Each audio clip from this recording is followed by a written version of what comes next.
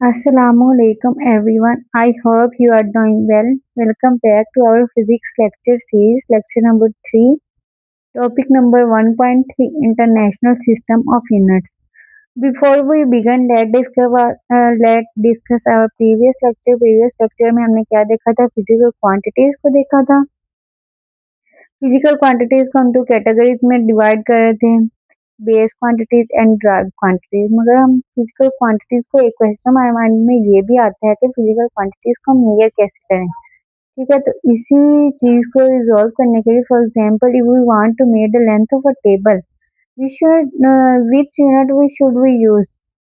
अगर हमने लेंथ में टाइम का फाइंड करना है तो कौन सा यूनिट करेक्ट होगा। तो इसी सारे प्रोसीजर को सॉल्व करने के लिए एक सिस्टम इस्टेब्लिश किया गया, सिस्टम इंटरनेशनल एसआई। ठीक है, international system of units. 11th General Conference on Weight Measure held in Paris in 1961. The system was established is called a System International SI. 1961 में एक कॉन्फ्रेंस हुई थी, 11th कॉन्फ्रेंस का नाम दिया गया उसे, वेट एंड इस तरह की मेजरमेंट्स करने के लिए, जो कि पेरिस में हुई थी, जिसमें एक सिस्टम इस्टेब्लिश किया गया जिसको सिस्टम इंटरनेशनल यूनिट का नाम दिया गया है। उसको एसआई से रिप्रेजेंट करते हैं। 3 काइंड है इसकी एसआई यूनिट्स की, base unit, drive and supplementary units. मगर अगर यहाँ पर हम अपनी बुक के अकॉर्डिंग डिस्कस करेंगे बेस एंड ड्राइव यूनिट को और सप्लीमेंट्री यूनिट को, बेसिकली 1955 तक तो पहले था ये, मगर इसके बाद 1955 की कॉन्फ्रेंस में ना इसको रिमूव कर दिया गया। तो अब हमारे पास 2 यूनिट्स ही बचे हैं, base units and derived units. Base units क्या होते हैं? The units assigned to the base quantities are called base unit. Base quantities हमारे पास कितनी थी? 7 थी, जो मैंने कहा था ये फिक्स है, इसके अलावा और कोई बेस नहीं है। ठीक है ना, द यूनिट असाइंड, और इन्हीं यूनिट बेस क्वांटिटीज को ही बेस यूनिट्स बोल दिया हुआ है। तो वो क्या थी? लेंथ, टेबल में देख लेते हैं, 1.2 लेंथ फिजिकल क्वांटिटी, यूनिट इसका क्या था? मीटर।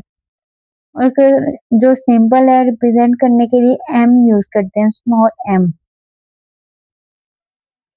इसी तरह मैस है, मैस का यूनिट किलोग्राम होता है, इसको रिप्रेजेंट हम केजी से करते हैं। टाइम का सेकंड एस, टेम्परेचर केल्विन के, इलेक्ट्रिक करंट एम्पेयर ए, और इंटेंसिटी ऑफ लाइट कैंडेला इसका यूनिट है सीडी से, इसको रिप्रेजेंट करते हैं। Amount of a substance mole, MOLE मोल, और इसका जो सिंबल है वो क्या है? MOL मोल। ठीक है, यहाँ पे ये हमारा बेस यूनिट का जो टेबल है वो कंप्लीट होता है। एक और बात यहाँ पे याद रखनी है, वो क्या है? बेसिकली जो अमाउंट ऑफ सब्सटेंस है ना, इसका अक्सर एमसीक्यूज आते हैं पेपर में। वो क्या है कि वो कहते हैं कि बताएं अमाउंट ऑफ सब्सटेंस का यूनिट क्या है। पेपर में वो क्या करते हैं, यूनिट की जगह उसका सिंपल रिप्रेजेंट कर देते हैं, लिख देते हैं MOL। बच्चों को लगता है कि शायद ई गलती से रिमूव हो गया, तो वो MOL पे टिक कर देते हैं, जिसकी वजह से क्या होता है, उनका एमसीक्यूज रॉन्ग हो जाता है। तो जब भी आपका अगर एमसीक्यूज आता है इसका, तो आपने MOLE मोल पे यूनिट पे टिक करना है, ना कि उसके सिंबल पर। अगर उसका यूनिट नहीं है तो आपने नन क्या अभी ऑप्शन जरूर होगा, आपने उस पर टिक कर देना है। नेक्स्ट अब हमारे पास आ जाते हैं derived units. The units assigned to the derived quantities are called derived units. For example, कल भी हमने ये एग्जांपल देखी थी, speed is equal to distance over time. ठीक है, डिस्टेंस का यूनिट क्या है? मीटर है, इसको हम एम से रिप्रेजेंट कर रहे हैं। टाइम का यूनिट क्या है? सेकंड है, इसको एस से यूनिट रिप्रेजेंट कर रहे हैं हम यहाँ पर। और ये जो दोनों क्वांटिटीज थी ये क्या थी? बेस क्वांटिटी, यानी कि बेस यूनिट है। तो बेसिकली ड्राइव्ड क्वांटिटी थी, लेकिन in term of base units में हम ड्राइव्ड क्वांटिटीज को फाइंड कर रहे थे। तो इसी तरह ड्राइव्ड यूनिट्स भी हैं, तो मीटर पर सेकंड आएगा, तो V इज इक्वल टू हमारे पास क्या आ गया? मीटर पर सेकंड। इसी तरह एक और एग्जांपल है हमारे पास, area is equal to length multiply by breadth. Length का यूनिट क्या होता है? मीटर होता है, ब्रीथ का भी मीटर होता है, स्क्वायर मीटर आ गया, मीटर स्क्वायर। और जब हम इसको मीटर को रिप्रेजेंट सिंबल M से करते हैं, M स्क्वायर आ जाएगा। नेक्स्ट हम इसका टेबल देखते हैं। टेबल में क्या है कि जो हमारे ड्राइव्ड यूनिट्स थे ना, बेसिकली ये तो फिक्स नहीं थे, ये तो अनलिमिटेड थे। तो इस टेबल में कुछ हमने डिस्कस की हैं, वो क्या है, स्पीड है, इसका यूनिट मीटर पर सेकंड होता है, मीटर एम इसके रिप्रेजेंटेड मीटर पर second, area square metre already discuss, volume cubic metre, M का क्यूब आ जाएगा, फोर्स का न्यूटन होता है, एन प्रेशर पास्कल, पी है डेंसिटी का किलोग्राम पर क्यूबिक मीटर, किलोग्राम मीटर पर क्यूब, चार्ज कूलम सी। यहाँ पर हमारी बेस यूनिट और ड्राइव यूनिट कंप्लीट हो गई। नेक्स्ट अब हम इसी का सिंपल सा एक क्विज देख लेते हैं जो कि हमारे पास बुक में ऑलरेडी दिया हुआ है। सबसे पहले इसका ए पार्ट है, right the unit of charge in term of base unit ampere and second. Unit charge का यूनिट बताना है, वैसे तो हमें पता है चार्ज का यूनिट क्या होता है, कूलम होता है, ठीक है। और यहाँ पे हमने बेस यूनिट के फॉर्म में बताना है, जो कि आंसर हमारा है एम्पेयर एंड सेकंड। पता है I is equal to Q T, Q over T होता है। आई करंट को रिप्रेजेंट कर रहा है, क्यू चार्ज को और टाइम टी को। तो हमने आई मल्टीप्लाई बाय टी कर दिया, क्यू हमारा क्या आ गया साइड बार, आई का यूनिट एम्पेयर होता है, टाइम का second, ampere second, C is equal to ampere second आ गया हमारे पास।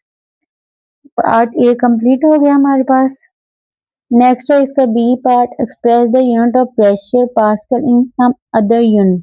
प्रेशर का यूनिट क्या है, फोर्स ओवर एरिया, फोर्स को एन से रिप्रेजेंट करेंगे, एरिया को मीटर स्क्वायर के, न्यूटन पर मीटर स्क्वायर आ गया, ठीक है। यहाँ पे एक और इसको फर्दर भी हम इसका यूनिट फाइंड कर सकते हैं प्रेशर का, वो कैसे, फोर्स हमें पता है, फोर्स का यूनिट न्यूटन होता है ना, तो फोर्स किसके इक्वल है, मैस के, एम ए के इक्वल है, एम मैस एंड एक्सलरेशन।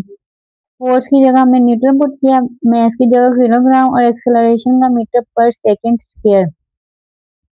जब हमने ये एन की न्यूटन की वैल्यू पुट की ना स्टार वाली इक्वेशन में, एन की जगह क्या आ गया, किलोग्राम मीटर पर सेकंड स्क्वायर, और साथ में हमारा मीटर पर स्क्वायर, तो मीटर वन और मीटर पर स्क्वायर, तो एक एम की कटिंग होगी, एम वन आ गया और सेकंड पर स्क्वायर साथ आएगा, तो हमारे पास क्या आंसर आ गया, किलोग्राम मीटर पर सेकंड स्क्वायर। प्रेशर का यूनिट हमने फाइंड कर लिया। नेक्स्ट हमारे पास आ जाते हैं SI prefixes. SI prefixes is the decimal point system. Prefixes are used to write 10 by power. Prefixes are used to write unit by power of 10. Basically इनको हम पावर में लिखते हैं 10 की पावर में, और ये डेसिमल पॉइंट सिस्टम होते हैं, big quantities to small quantities में मूव कर देते हैं, लाइक 5 मिलियन मीटर। 5 से ऑनवर्ड वैल्यू से, अगर 5 से इस साइड में होती है तो हम क्या करते, वो मैं आपको बाद में बताती हूँ। 5 मिलियन, यहाँ पे 5 के बाद हमने जितने जीरोस है ना उनको काउंट कर लेना है, वो कितने, 10 की 6 यूनिट्स थे, और 6 जीरोस थे, ठीक है। इसी तरह 0.004 मीटर है, 4 मल्टीप्लाई बाय 10⁻⁻⁵, वो कैसे आया, 0 पॉइंट, जब हमने इस पॉइंट को मूव किया 4 के बाद लिखा ना, तो 4 भी अंदर इंक्लूड हो गया, तो इसकी पावर क्या बन गई, 4 जीरो और थे हमारे पास, और 4 ये 4 को भी काउंट अंदर किया तो -5 बन गया। अब माइनस क्यों आया, क्योंकि 4 से पहले थी ये वाली वैल्यू, तो उसका माइनस साइन आगा। अगर हमारा जो डिजिट है ना 1 2 3, अगर तो हमारे जीरोस में जो भी वैल्यूज है वो उसके ऑनवर्ड हो तो वो पॉजिटिव में आएंगे, अगर बिफोर हो तो उसका माइनस में आएगा, माइनस में आंसर 10 की पावर माइनस में आएगी। और इनको जो पॉजिटिव वाले हैं उनको मल्टीपल्स बोलेंगे, और जो माइनस वाली वैल्यूज आएंगे उन्हें क्या बोलेंगे, सब मल्टीपल्स बोलेंगे। Prefixes in which power at 10 are positive are called multiples, and prefixes in which power at 10 are negative are called submultiples। इसका टेबल देख रहे हैं, prefixes used with SI units।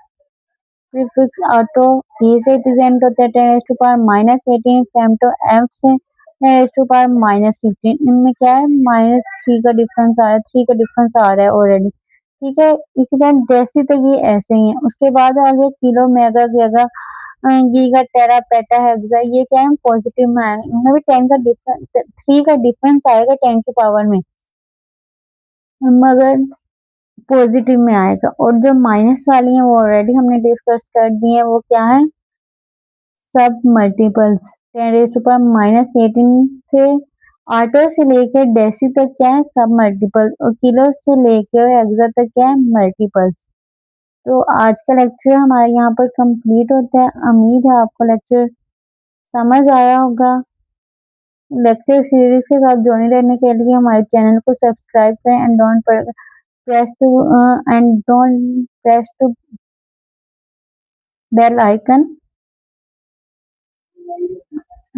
और यहाँ पर हमारा लेक्चर एंड होता है। Bye bye.